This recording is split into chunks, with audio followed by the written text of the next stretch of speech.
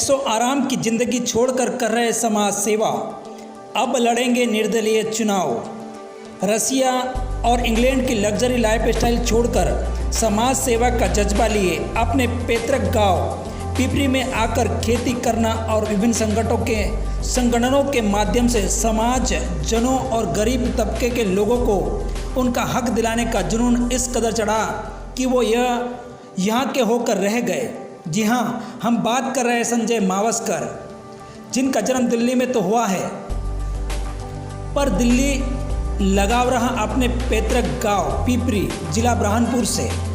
Delhi university से BCom की degree प्राप्त की है। जानते हैं संजय मावस्कर की राष्ट्रीय न्यूज़ संवाददाता से खास बातचीत। कौन अच्छा उम्मीदवार है जिसको हम कांग्रेस से टिकट दें या बीजेपी से टिकट दें? तो अब बीजेपी का तो मुझे इतना मालूम नहीं है। कम से कम मैं कांग्रेस में रहते हुए मैंने ये बात उठाई थी कांग्रेस वालों के बीच में, जहाँ पे मेरी सुनवाई नहीं हुई।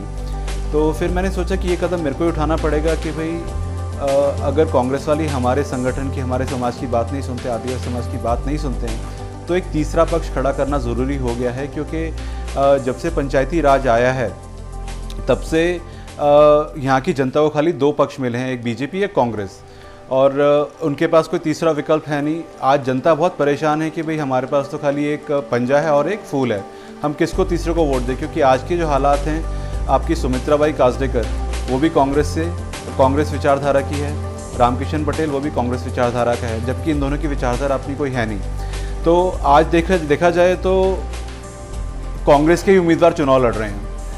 तो बात ये बनती है कि बीजेपी भी एक है, कांग्रेस भी एक है।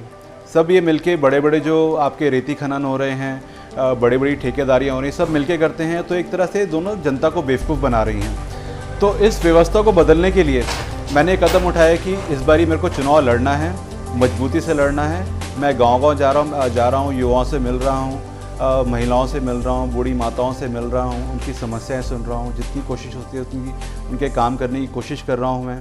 तो धीरे धीरे मेरा ये संकल्प है कि आज नहीं तो अगले चुनाव में मैं ये चुनाव भी मजबूती से लड़ूंगा, अगला चुनाव भी मजबूती से लड़ूंगा। लेकिन अगले चुनाव तक ये वादा है कि एक तीसरा विकल्प उनके सामने मजबूती से खड़ा होगा।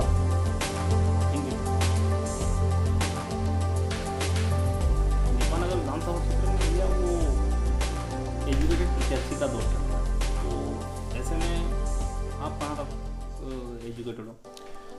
देखिए, मेरी पढ़ाई जो स्कूलिंग हुई है वो दिल्ली के नेवल पब्लिक स्कूल में हुई है, और 12वीं करने के बाद मैंने दिल्ली यूनिवर्सिटी से BCom किया है, और MCom के मेरे एक एग्ज़ाम रह गया था जो मैंने पूरा नहीं किया है। उसके बाद मैंने मास्टर्स इन फॉरेन ट्रेड किया है दिल्ली यूनिवर्सिटी से ही, और उसके बाद ये सब करने के बाद मेरी नौकरी लगी थी सेंट्रल बैंक ऑफ इंडिया में। यहाँ पे मैंने 2 साल अपनी सेवाएं दी हैं, और उसके बाद मैं 10 साल के लिए रशिया चला गया था। वहाँ पे मैंने अपना बिज़नेस भी किया, और भारतीय संस्कृति को बढ़ाने के लिए वहाँ पे मैंने योगा स्कूल भी खोला था।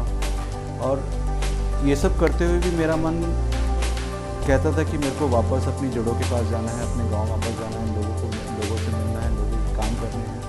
क्योंकि ये मेरे पिताजी का भी सपना था कि हमको एक बारी वापस गांव में ज़रूर जाके बसना है, वहाँ पे रहना है, लोगों के बीच में जाके सेवाई करनी है।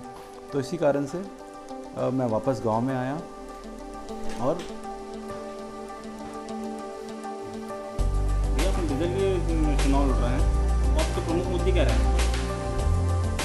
प्रमुख मुद्दे, देखो, चुनाव लड़ने का जो मेरा विशेष कारण ये है कि आज तक दोनों पार्टी ने यहाँ पे, जब से पंचायती राज लागू हुआ है आदिवासी क्षेत्र में, तब से सभी का विकास हुआ है, सभी के काम हुए हैं। लेकिन आज तक कभी जो एक गरीब तबका है, आदिवासी तबका है, किसान है, ये आज तक कभी ऊपर आ नहीं पाया है। क्योंकि इनको ना योजनाओं का लाभ मिलता है, ना योजनाओं की जानकारी है इनके पास। और अभी तो इतना बुरा हाल है कि आदिवासी क्षेत्र में इन लोगों के ना राशन कार्ड बन पाए हैं, और जिनके BPL कार्ड बने हैं और उनके पास 15-15, 20-20 एकड़ ज़मीन है। जिसके पास ज़मीन नहीं है उनके पास सफ़ेद कार्ड बना के रखे हुए हैं। तो बहुत सारी ऐसे विषय हैं जिनको लेके मैं इस चुनाव में सामने आया हूँ। सबसे पहले जो मेरा काम रहेगा अगर मैं चुनाव जीतता हूँ, तो जो सबसे जो छोटे छोटे काम हैं जिनसे इन आदिवासियों की, गरीबों की, किसानों की गाड़ी पटरी पे आ जाए वो है कि उनके आधार कार्ड ठीक करवाने की जिम्मेदारी पंचायतों में लगवानी है। उसके बाद फिर दोबारा से सर्वे करा के बीपीएल कार्ड और एपीएल कार्ड का जो गलत समीकरण बना है वो ठीक करवाना है। उसके बाद तीसरा बहुत बड़ा मुद्दा वो है कि मनरेगा जो एक बहुत अच्छी योजना है, उसका लाभ भी किसानों को, मजदूरों को बराबर मिल नहीं पा रहा है। तो उसकी व्यवस्था भी ठीक करनी है मेरे को कि जो घपले हो रहे हैं, जो भ्रष्टाचार मनरेगा में चल रहा है, उस पर रोक लगानी है। और फिर चौथा ये है कि देखो, सबसे बड़ा राज होता है पंचायती राज। जो पंचायत निर्णय ले ले, जो पंचायत काम करना चाहे, उसको केंद्र सरकार की भी वो माना जाता है। तो हर पंचायत में जाके सरपंचों के साथ, सचिवों के साथ बैठ के उनके साथ उनकी समस्या सुन के कि भाई आपने गांव कैसे सुधारना है, आप क्या करना चाहते हैं, उस हिसाब से उनको भी साथ लेके चलूँगा मैं। तो ये 4-5 मेन इश्यूज़ रहेंगे मेरे, जिन पे मैं चुनाव लड़ना चाहता हूँ।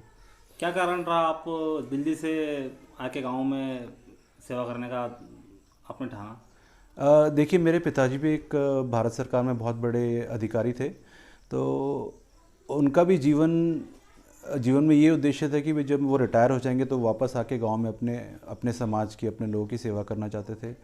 और वो वापस गांव भी आए, लेकिन उनका एक सपना अधूरा रह गया, वो बीच में ही शांत हो गए थे।